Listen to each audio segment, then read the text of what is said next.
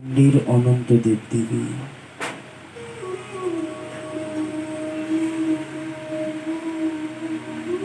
ঋষি মহর্ষি সিদ্ধ সাধকগণ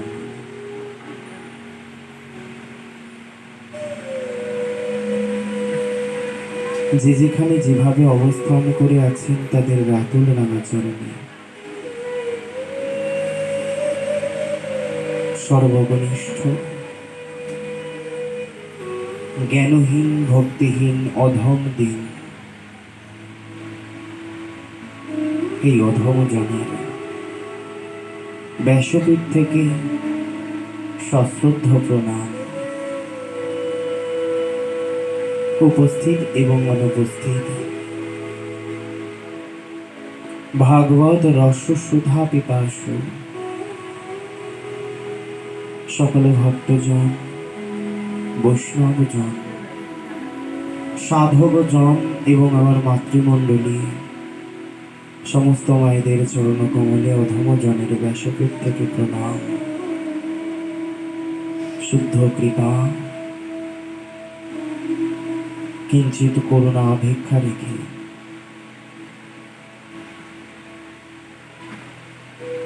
অধমজন চরণতলে আশ্রয় গ্রহণ করে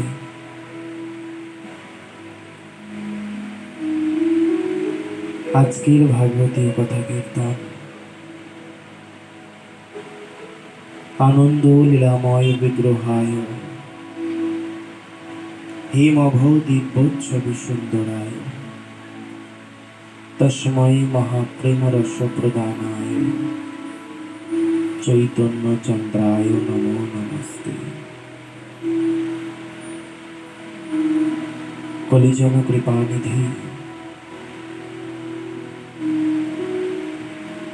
535 বছর পূর্ণ হল।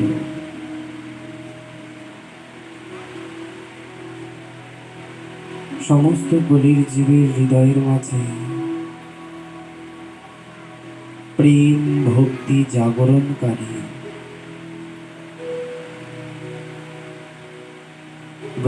ব্রজের প্রসিদ্ধ প্রেম বিতরণকারী সংকীর্তন রূপী যজ্ঞ প্রদানকারী সেই গৌরহরি শ্রীচরণ কমলে সহস্র কোটি প্রণাম।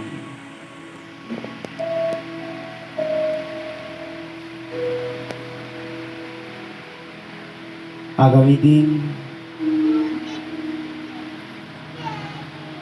গৌর সুন্দরের শুভ আবির্ভাব তিথি।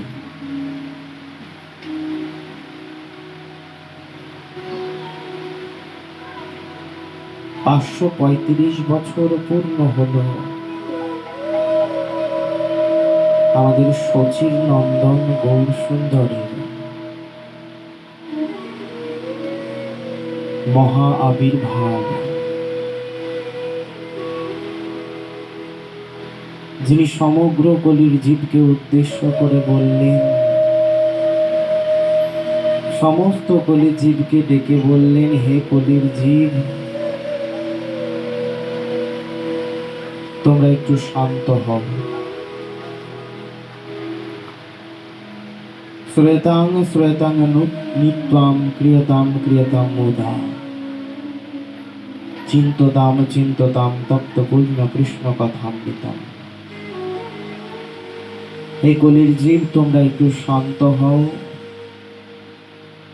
আর শান্ত হয়ে তোমরা একটু বিশ্রাম গ্রহণ করো, আশ্রয় করো। কোথায়? হরি নাম রূপে কল্পতরু বৃক্ষের নিচে আশ্রয় গ্রহণ করো।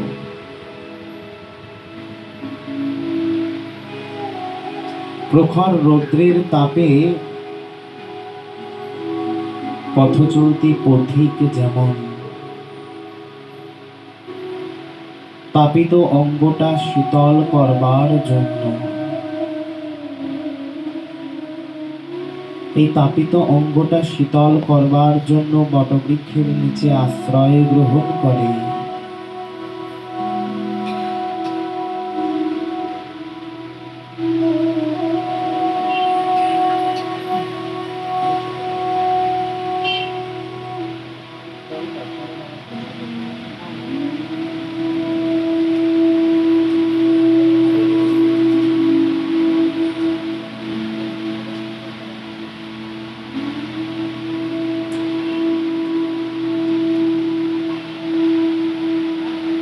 তোমাদের এই তাপিত শরীরটাকে শীতল করবার জন্য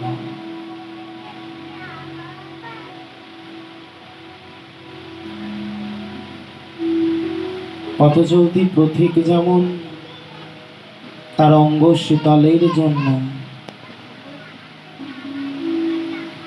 বৃক্ষ নিচে আশ্রয় গ্রহণ করে শীতলতা অনুভব করবার জন্য,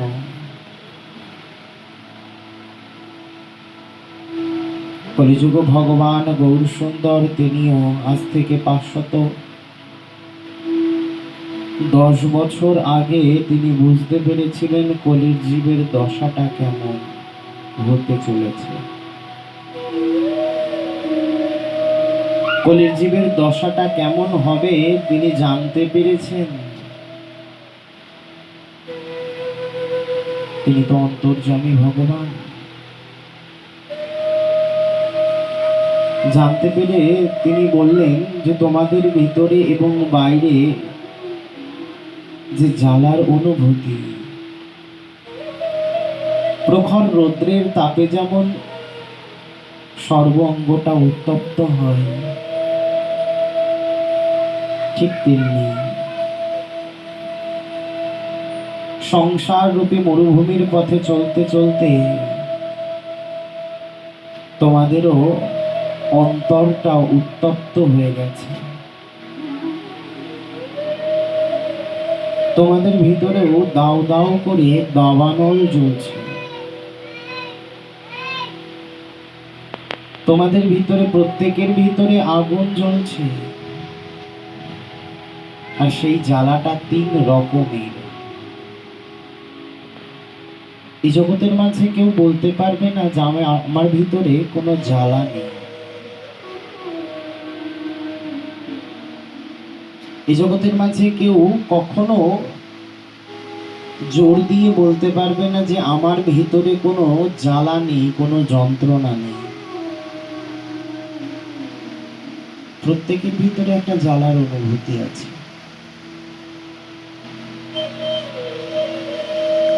শাস্ত্রের মাঝে বললেন সেই জ্বালার অনুভূতিটা কেমন, 3 রকমের। আধ্যাত্মিক, আদি দৈবিক এবং আদি ভৌতিক জ্বালা। এই ত্রিতাপ জ্বালা, এই জ্বালা নিবারণ করতে হলে শ্রীমদ্ ভাগবতের মাঝে ভাগবতের একেবারে প্রথম শ্লোকের মাঝে বর্ণন করছেন শ্রীল শুকদেব গোস্বামী পাদ। তিনি বললেন, সচ্চিদানন্দ রূপায় বিশ্বৎপত্যাদি হেতবে তাপত্রায় বিনাশায় শ্রীকৃষ্ণায় বয়ং নমঃ। তোমাদের অন্তরের ভিতরে যে তাপগুলো রয়েছে, সেই তাপত্রায় বিনাশায় একমাত্র এই জগতের মাঝে একজন আছে।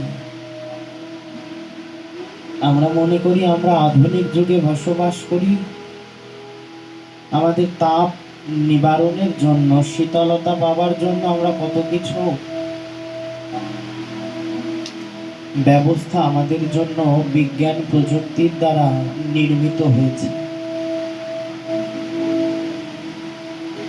গরম লাগছে, পাখাটা চালিয়ে নিলাম,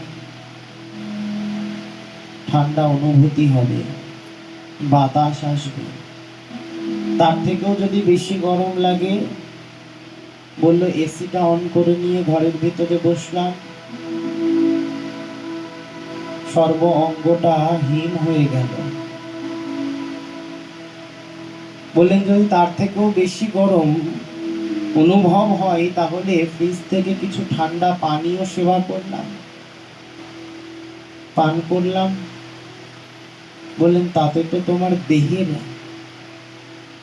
যে জ্বালা তা কিছুটা নিবারণ হচ্ছে, কিন্তু অন্তরের ভিতরে যে জ্বালা, প্রত্যেকের অন্তরের ভিতরে একটা জ্বালা অনুভূতি কাজ করছে, সেই জ্বালাটার কি হবে?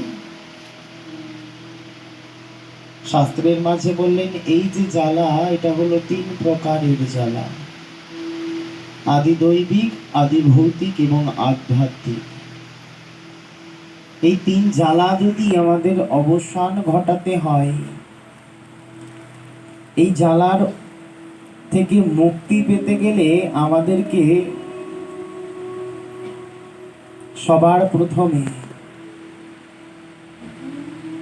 আশ্রয় গ্রহণ করতে হবে।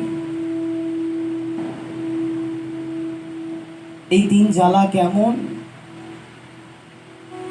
না বললেন আদি ভৌতিক জ্বালা। আদি ভৌতিক জ্বালাটা কেমন? আমাদের এই দেহের ভিতরে কিছু জ্বালা হয়। আজকে জ্বর এসেছে, কালকে ঠান্ডা লেগেছে, তারপরের দিন হাতের কোনো একটা জায়গায় আঘাত পেলাম, কোমরে ব্যথা, মাজায় ব্যথা, পায়ে ব্যথা ইত্যাদি যে প্রকারের যন্ত্রণা, এগুলো হলো আদি ভৌতিক জ্বালা। কেন না বললেন এগুলো এই আদি ভৌতিক অর্থাৎ পঞ্চভৌতিক যে আমাদের দেহ, ক্ষিতি অব তেজ মরুদ্ব, এই পাঁচটি উপাদান দ্বারা আমাদের এই দেহটা নির্মিত। আর এই দেহের কিছু জ্বালা আমাদের আছে। এই দেহের জ্বালাটা কেমন না বললেন এই যে পঞ্চভৌতিক দেহ যে জ্বালা দেয় সেটা হলো আদি ভৌতিক জ্বালা। আদি দৈবিক বলেন যে জ্বালায় আমরা এখনো জ্বলছি, দৈবক্রমে যে জ্বালা প্রাপ্ত হয় আমাদের, যে কষ্ট আমরা পাই, দৈবক্রমে আমরা কিছু কষ্ট পাই। যেমন আমরা গতবার এই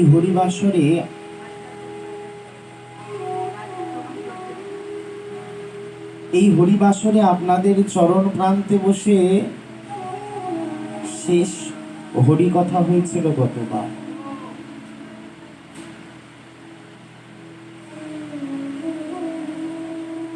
তারপর থেকে কি হলো, আমাদের এই সমগ্র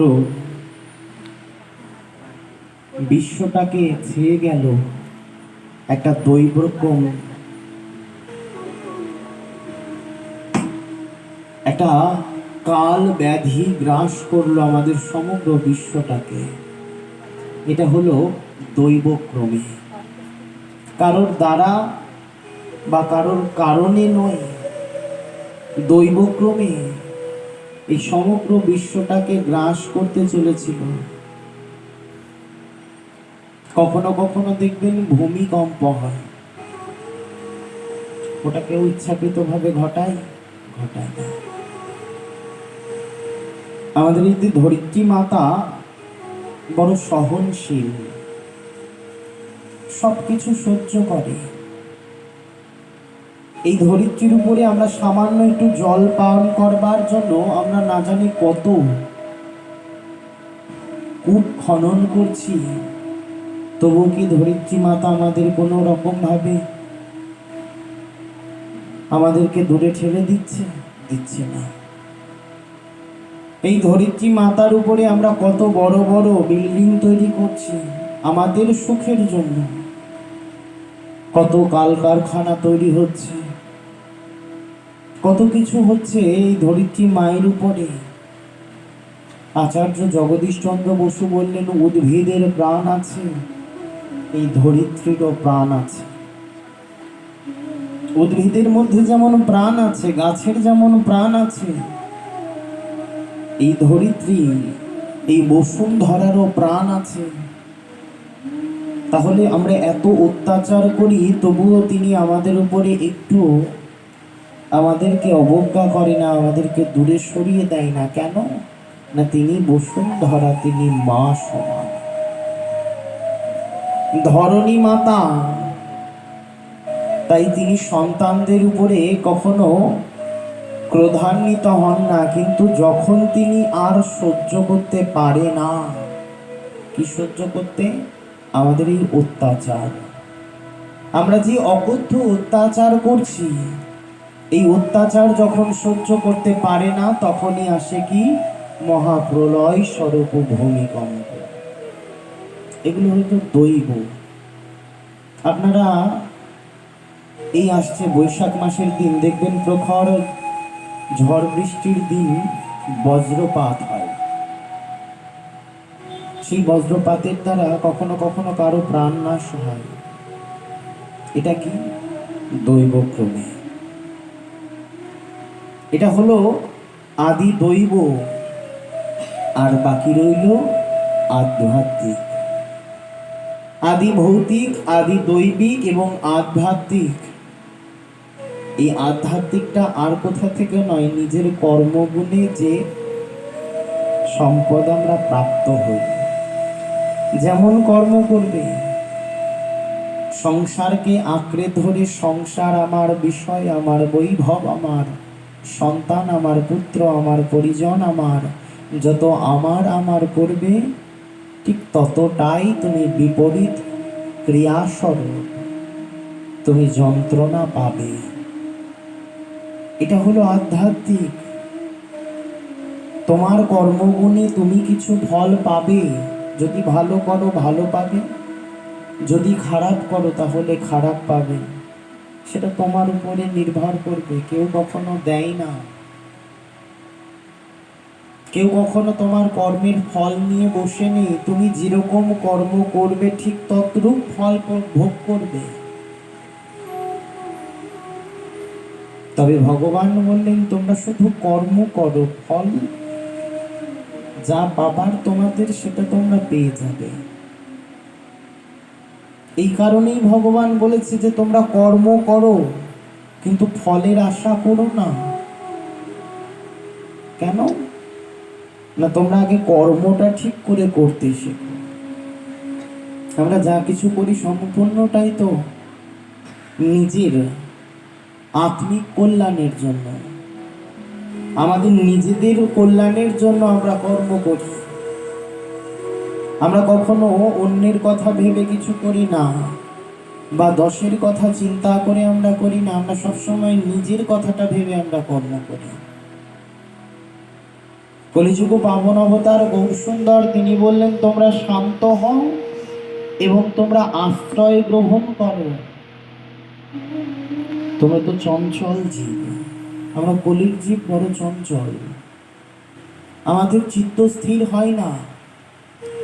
আমাদের এই মন সমগ্র ইন্দ্রিয়ের যিনি রাজা, আমাদের যে ইন্দ্রিয়গণ, কর্মেন্দ্রিয় 5 জন আর 5 জন জ্ঞানেন্দ্রিয়, এই সমগ্র ইন্দ্রিয়ের একজন রাজা তিনি হলেন মন। আর এই মন এত চঞ্চল, সর্বদা শুধু বিষয় থেকে বিষয়ে, বিষয় থেকে বিষয়ে ধাবিত হয়, যার কারণে আমাদের দ্বারা কোনো রকম কর্ম করা সম্ভব নয়। কোন কর্ম? বললেন মানব হিসেবে আমাদের যে কর্ম আমাদের জন্য, যে কর্মের কথা আমাদের জন্য বলা হয়েছে, আমাদের কর্ম কিন্তু এগুলো নয়। যেগুলো আমরা এখন করছি এগুলো হলো আমাদের এই শরীরটাকে, যে দেহটা আশ্রয় করে রয়েছে, সেই দেহটাকে সচল রাখবার জন্য কিছু কর্ম আমাদের করতে হয়। কিন্তু আমাদের এখন মূল উদ্দেশ্য হয়ে দাঁড়িয়েছে এটা।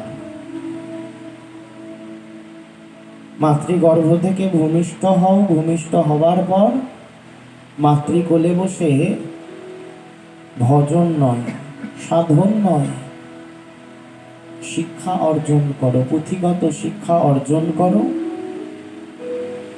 একটা জায়গায়, একটা স্থান,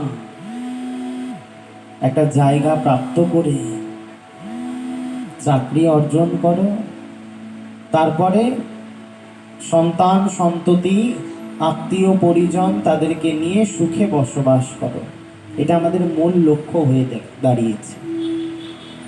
কিন্তু মানবের কিছু মূল লক্ষ্য আছে। এই যে মানব দেহ প্রাপ্ত হয়েছে না আমরা, এই যে সুন্দর দেহটা, ভজনের উত্তম জনম বলা হয় যাকে, ভজনের জন্য একেবারে উত্তম জনম বলা হয়েছে। মানব দেহ, মানব জনম। আজ এখনকার দিনে দাঁড়িয়ে এই মানব জনমের থেকে পশু জনম অনেক উন্নত। অপরাধ নেবেন না, এই মানব জনমের থেকে পশু জনম অনেক উন্নত। তারা চিৎকার করে হা গৌর বলতে পারে না, হা কৃষ্ণ বলতে পারে না, তবে তাদের ভিতরে মানুষ না হলেও মানবিকতা বোধটা আছে। এই জগতের মাঝে দেখবেন কোথাও কাউকে বলে না, কোনো পশুকে বলে না, কোনো গরুকে বলে না, গরুর যিনি মাতা, গরুর বাছুরকে কখনো বলে না বাবা তুমি গরু হও, বা কোনো কুকুর তার সন্তানদেরকে বলে না কুকুর হও। কিন্তু আজকে মানব জাতি এমন পর্যায়ে পৌঁছে গেছে, সব সময়ের জন্য সবাই বলছে বাবা তুমি মানুষ হও। আমি তো মানুষ আছি, হাত পা চোখ নাক মুখ সবই তো মানুষের মতো। বললেন এটা মানুষের দেহ শুধুমাত্র, কিন্তু মানুষ হতে গেলে কি প্রয়োজন? মান আর হুঁশ, এই দুটো সম্পদের প্রয়োজন। বৈষ্ণব অনেক হতে পারবে, সাধু হতে পারবে। আজকালকার দিনে তিলক মালা নামের ঝোলাটা নিলে পারে বৈষ্ণব হয়, কিন্তু বাবা প্রকৃত মানুষ, সেই মানব। কলিযুগ ভগবান বললেন বৈষ্ণব হইতে মোর মনে ছিল সাধ, ত্রিনাদপি শ্লোকেতে পড়ে গেল বাদ। আমার বৈষ্ণব হবার বাসনা ছিল, যিনি বৈষ্ণব চূড়ামণি, যিনি বৈষ্ণব মুকুটমণি, যিনি বৈষ্ণবের স্রষ্টা, সেই কলিযুগ পাবন অবতার তিনি স্বয়ং বললেন বৈষ্ণব হবার মন আমার মনের ভিতরে বড় বাসনা ছিল, আমি বৈষ্ণব হব। কিন্তু একটা শ্লোকের কথা আমি নিজেই যে রেখে দিয়েছি, আসন্ন কলিযুগের জন্য কলিযুগ ভগবান গৌর সুন্দর তিনি মাত্র 8টি শ্লোক রেখে গেলেন, যিনি এই সমগ্র গোটা বাংলার শিক্ষা কেন্দ্রের একজন প্রসিদ্ধ ধুরন্ধর পণ্ডিত ছিলেন। সমগ্র গোটা বাংলা প্রাণ কেন্দ্র, শিক্ষার প্রাণ কেন্দ্র ছিল শ্রীধাম নবদ্বীপ, যেখানে সব জায়গা থেকে, দেশ থেকে নয় শুধু বিদেশ থেকেও লোক আসতো শিক্ষা অর্জনের জন্য। এখন যেমন অনেক দেশ থেকে আসে কলকাতা কলেজ স্ট্রিট, ঠিক তেমনি তখন নবদ্বীপে আসতো, শিক্ষার প্রাণ কেন্দ্র ছিল নবদ্বীপ। আর সকলেই সেখানে যারা শিক্ষা দান করতো তারা সকলেই ধুরন্ধর পণ্ডিত ছিল। তবে বাবা আজকালকার দিনের মতো শিক্ষা নয়। আজকালকার দিনের যে শিক্ষা সেটা হলো পুঁথিগত শিক্ষা, সেখান থেকে একটা সিলেবাস সিস্টেম, যেখানে পড়াশোনা করতে হবে, সেটা লিখতে হবে, কিছু নাম্বার পাওয়া যাবে, ডিগ্রি পাওয়া যাবে, কিন্তু নিজের জীবনের সঙ্গে কোনো সংযোগ সেই শিক্ষার নেই। সেই শিক্ষা দিয়ে জীবনটাকে উন্নতির পথে নিয়ে যাওয়া যায় না, শুধু ডিগ্রি প্রাপ্ত হয়। কিন্তু আজ থেকে 150 বছর 300 বছর আগে যে শিক্ষা প্রদান করা হতো, সেখানে মানবের জীবন চরিত্র গঠন করা হতো। 18টা পুরাণ যার ঠোঁটস্থ ছিল, চতুর্বেদ যার হৃদয়ঙ্গম, সেই কলিজন কৃপানিধি তিনি পারতেন না এই কলির জীবের জন্য একটা গ্রন্থ রচনা করে যেতে? কিন্তু তিনি কোনো গ্রন্থ রেখে যাননি, মাত্র 8টি শ্লোক তিনি রেখে গেছেন। আর সেই 8টি শ্লোকের ভিতরে একটা শ্লোক হলো ত্রিনাদপি শুনিচেন তরুরেব সহিষ্ণু না অমানিম মানদেন কীর্তনিয়া সদা হরি। কেমন হতে হবে? তৃণাদপি শুনিছেন, তোমার স্বভাব হবে তৃণের মতো। ঘাস দেখেছ? ঘাসের উপরে চরণ দাবিয়ে গেলে পারে ঘাস কি করে? তোমার চরণটা চেপে ধরে কি তোমাকে ফেলে দেয়? তোমার চরণটা যখন তুমি উঠিয়ে নাও ঘাসের মস্তকের উপর থেকে, ঘাস পুনরায় আবার সেই মাটির সঙ্গে মিশে যাওয়া ঘাস পুনরায় তার মস্তকটা উঁচু করে দাঁড়াবার চেষ্টা করে।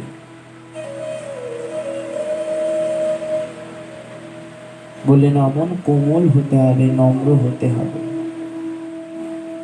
তরুর মতো সহিষ্ণু হতে হবে, অর্থাৎ বৃক্ষের মতো। আমরা গাছের ডাল কেটে নিই, গাছের ফুল পাড়ি, ফল পাড়ি, প্রয়োজনে আমরা গাছটাকেও জগৎ থেকে নিঃশেষ করে দিই, কিন্তু তবুও গাছ আমাদেরকে প্রতিবাদ করে না। অকাতরে দাঁড়িয়ে দাঁড়িয়ে প্রখর রৌদ্রের ভিতরেই হোক আর ঝড় বৃষ্টির ভিতরেই হোক, তিনি দাঁড়িয়ে দাঁড়িয়ে সহ্য করছে। সহনশীল হতে বললেন। এই যে জনমটা প্রাপ্ত হয়েছে, এখানে অনেক ঝড়, অনেক ঝাপটা আসবে। প্রয়োজনে তোমার আত্মীয় পরিজন তোমার এক একটি ডাল কেটে দেবে, তোমার ফুল, তোমার ফল সমস্ত কিছু ছিঁড়ে নেবে, কিন্তু তবুও তুমি কখনো প্রতিবাদ করবে না, সইবে। কেমন ভাবে? বৃক্ষ যেমন সইছে তুমিও তেমন সইবে। জগৎটাই এমন, যখন এই মুখটা বন্ধ করে সহ্য করবে তখন তুমি ভালো, কিন্তু এই মুখটা থেকে যদি কখনো কিছু বাহির হয় তাহলে তোমার থেকে জগতের মাঝে আর কেউ খারাপ নেই, তাই না গো মা? সংসারে যত সহ্য করবে, মুখ বুঝে যত সহ্য করবে তত ভালো, কিন্তু যদি বাবা সংসারে একটু কিছু বলেছ, এই জগতে তোমার থেকে খারাপ আর কেউ নেই। সেই কলিজন ভগবান প্রতিটি জীবকে উদ্দেশ্য করে বললেন, তোমাদের তাপিত হৃদয়টাকে যদি শীতল করতে হয় না, তোমাদের ওই হৃদয় ভূমিটাকে যদি একটু শীতল করতে চাও, তাহলে হরি নাম রূপী কল্পতরু বৃক্ষের নিচে আশ্রয় গ্রহণ করো। তাতে কি হবে? বললেন তোমাদের অন্তর এবং বাহির দুই ঠান্ডা হয়ে যাবে, শীতল হয়ে যাবে। শুধু অন্তর নয়, বললেন বাহিরেও শীতল হবে। আবার শুধু বাইরে নয়, তোমাদের অন্তরটাও শীতল হয়ে যাবে যদি হরি নাম কেউ আশ্রয় করে বসতে পারে।